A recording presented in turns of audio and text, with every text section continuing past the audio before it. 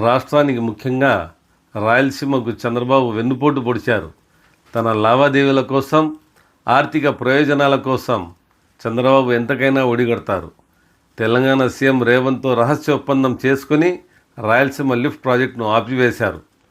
ఈ విషయాన్ని సొంతంగా రేవంత్ రెడ్డి తెలంగాణ అసెంబ్లీలో స్వయంగా వెల్లడించారు.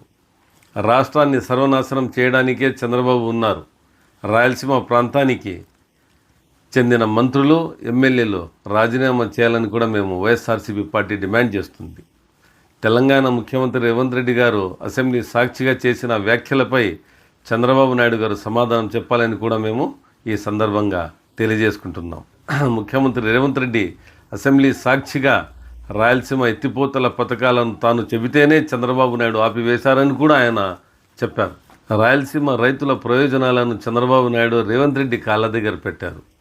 దానికి నిదర్శనం నిన్నటి దినం రేవంత్ రెడ్డి గారు స్వయంగా అసెంబ్లీలో నేను చెబితేనే చంద్రబాబు నాయుడు గారు ఎత్తిపోతల పథకం ఆపేసినారు అని చెప్పడం. ఈ రాష్ట్ర ప్రజలు దీనిని బాగా గమనిస్తున్నారు.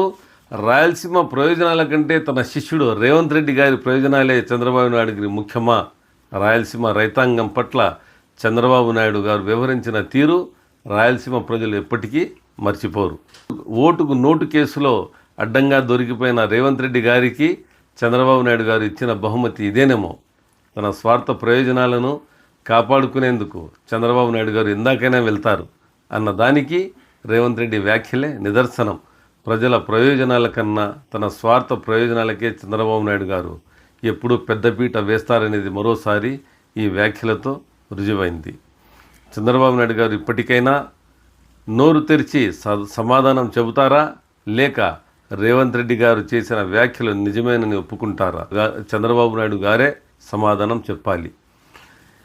చంద్రబాబు నాయుడు గారు ఎప్పుడు చెప్తారు, ఈ రాష్ట్రానికి నేను డెవలప్ చేశాను, నాది ముందు 2 సార్లు 3 సార్లు నేను 14 సంవత్సరాలు నేను దాదాపు సీఎంగా పనిచేసినాను, నాది 40 ఏళ్ళ ఇండస్ట్రీనో 35 ఏళ్ళ ఇండస్ట్రీ అని చెప్పుకుంటారు. ఇదేనేమో ఏదైతే ఆయన శిష్యుడు చెప్తే ఈ రాయలసీమ ఎత్తిపోతల పథకాన్ని ఆపేసినారే, ఇదేనేమో ఆయన చేస్తున్న అభివృద్ధి, ఆయన ఆలోచిస్తున్న సంక్షేమం ఇదేనేమో ప్రజల పట్ల.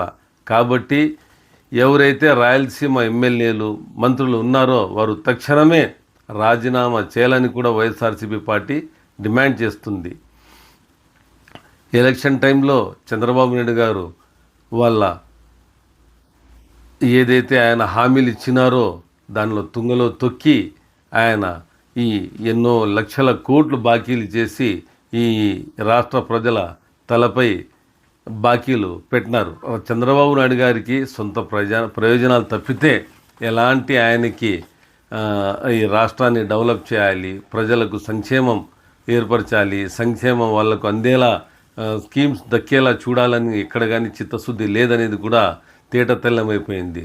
దాదాపు వారం రోజుల క్రితం తండ్రి కొడుకులు ఇద్దరు కలిసి ఎక్కడ పోయినారో ఇప్పటి వరకు ఏ ఇన్ఫర్మేషనే లేదు. నిన్నటి దినం ఏదో ఛానల్లో నేను చూసినాను, ఏ రాష్ట్ర సీఎం అయినా కానీ ఎక్కడన్నా పోతే వాళ్ళ స్కెడ్యూల్ అనౌన్స్ చేయాల్సి ఉంటుంది. మార్నింగ్ 9 గంటలకు ఎక్కడ పోతున్నారు, 10 గంటలకు.